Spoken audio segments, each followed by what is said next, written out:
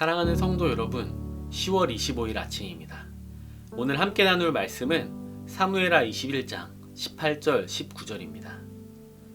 그 후에 다시 블레셋 사람과 곱에서 전쟁할 때에 후사 사람 십북에는 거인족의 아들 중에 삽을 쳐 죽였고, 또다시 블레셋 사람과 곱에서 전쟁할 때에 베들레헴 사람 야레오르김의 아들 엘하나는 가드 골리앗의 아우 라흐미를 죽였는데 그 자의 창 자루는 배틀채 같았더라. 아멘. 오늘 본문은 이스라엘과 블레셋의 전쟁을 보여줍니다. 사무엘하 21장에서 24장은 사무엘하의 부록과도 같은 기록입니다. 다윗의 통치와 관련된 다양한 기억들을 우리에게 말해주고 있습니다. 이 부록들은 사건의 발생 순서대로 이곳에 기록된 것은 아닙니다.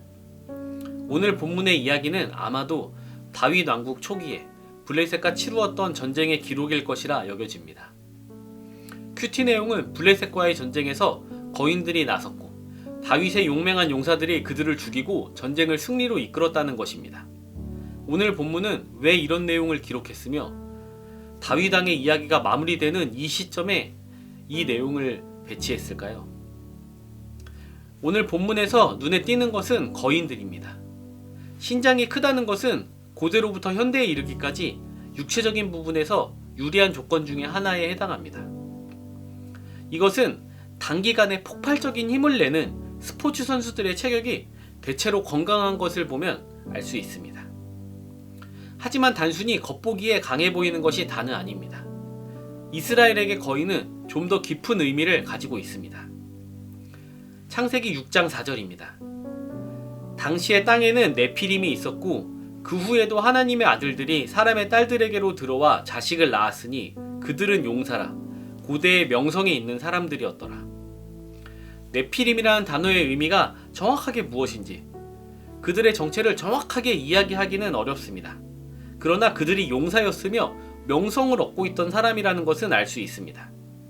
창세기 6장이 세상의 죄악이 가득함을 말하고 있는 것을 보면 네피림들의 명성이 부정적인 것이라고 생각해 볼 수 있습니다.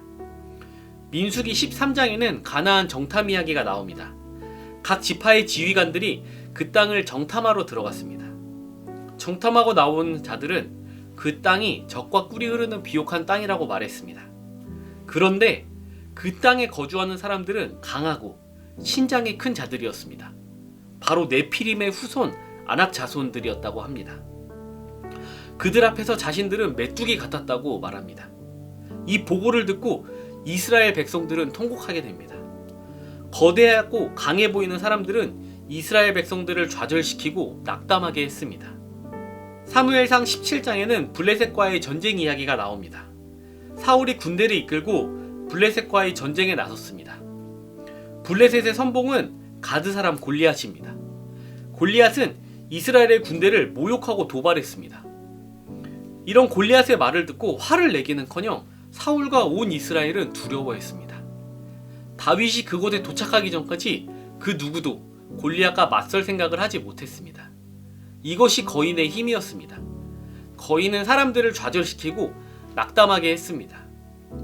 이스라엘의 기억 속에 거인들은 강한 적이었습니다. 거인들은 이스라엘을 좌절시켰고 낙담하게 만드는 자들이었습니다.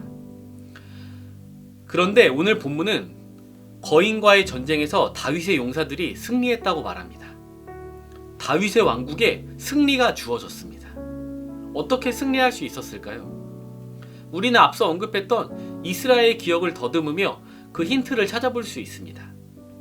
가나안을 정탐한 이후 모든 이들이 좌절하고 낙심했을 때 그러지 않았던 자들이 있습니다.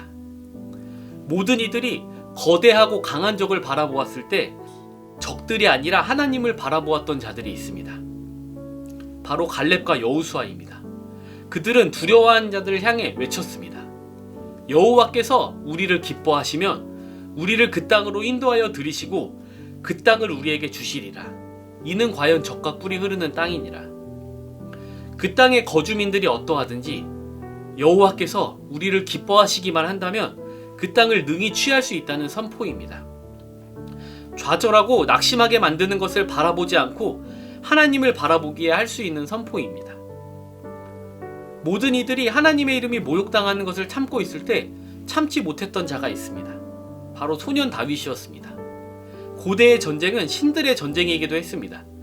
골리앗이 하나님의 군대를 모욕하는 것은 하나님을 모욕하는 것이나 다름없었습니다. 다윗은 하나님의 군대가 모욕당하는 것을 가만히 두고 볼 수 없었습니다. 그는 하나님의 군대를 대표해 골리앗 앞에 섰습니다.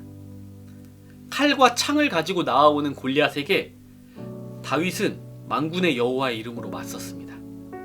그리고 다윗은 만군의 여호와의 이름, 그것으로 승리할 수 있었습니다. 우리를 좌절시키고 낙담하게 만드는 것을 바라보지 말고 하나님을 바라보시기 바랍니다. 하나님이 우리를 기뻐하시기만 한다면 우리는 넉넉하게 그 모든 것을 이길 것입니다. 로마서 8장 35절에서 37절을 읽으며 오늘 말씀을 마치겠습니다.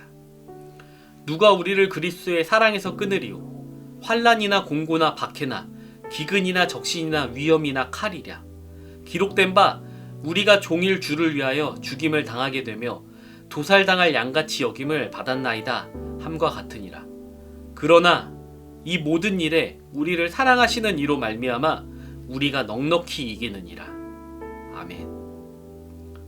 하늘에 계신 우리 아버지여, 이름이 거룩히 여김을 받으시오며 나라가 임하시오며 뜻이 하늘에서 이루어진 것 같이 땅에서도 이루어지이다. 오늘 우리에게 일용할 양식을 주시옵고 우리가 우리에게 죄 지은 자를 사하여 준 것 같이 우리 죄를 사하여 주시옵고 우리를 시험에 들게 하지 마시옵고 다만 악에서 구하시옵소서.